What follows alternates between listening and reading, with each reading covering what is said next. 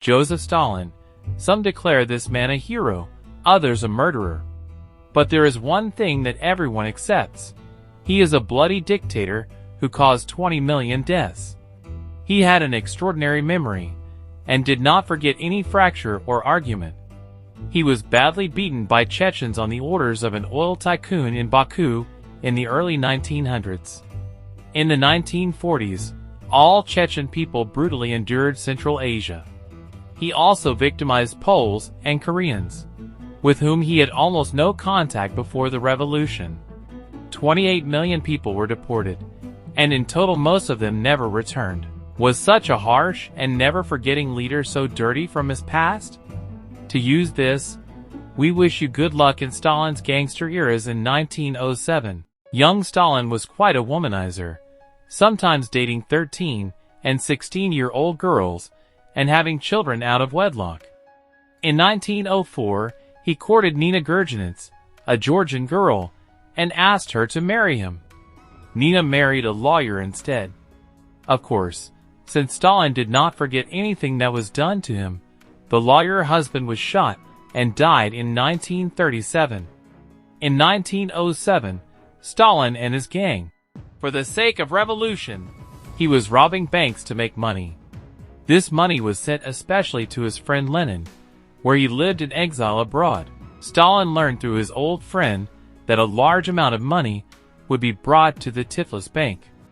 At 10:30 in the morning on June 26, 1907, two cars set off towards Yerevan Square. In the first one there was money, 2 bank employees and 2 soldiers, and in the second one there were soldiers and police. They were already expected by 20 of Stalin's thugs.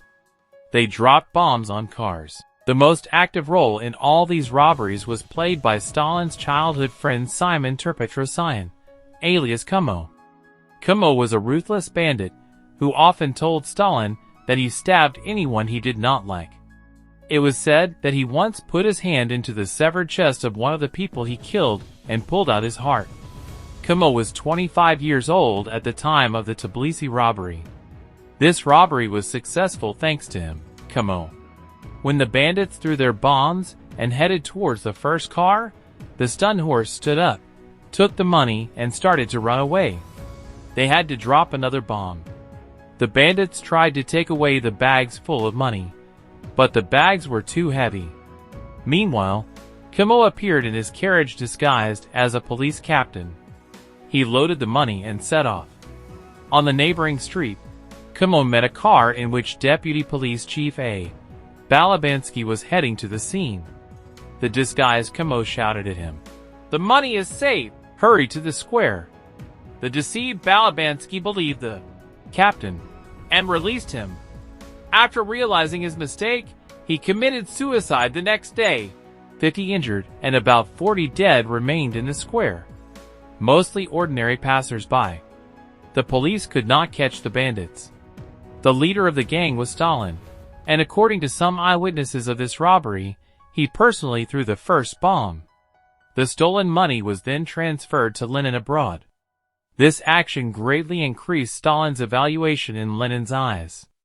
Stalin was pleased and called Lenin the mountain eagle of the Bolshevik Party.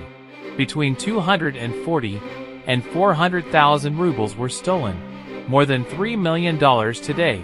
The news of the nationalization of Tbilisi was published in all major world newspapers, including the London Times, Daily Mirror, and Parisian Temps.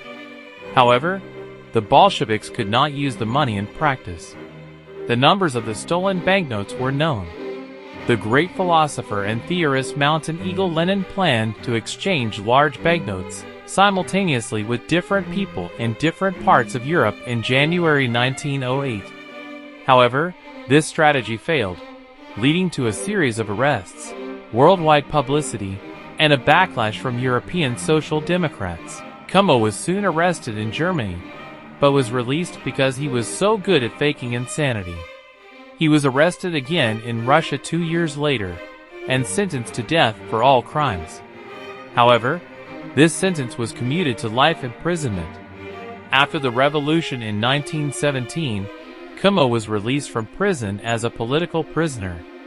He lived in Tiflis and decided to write a memoir about how he and his childhood friend Koba, Stalin, once spectacularly robbed a bank. Stalin did not need such a victory. They apparently tried to dissuade Kumo from writing his memoirs, but he didn't get the hint.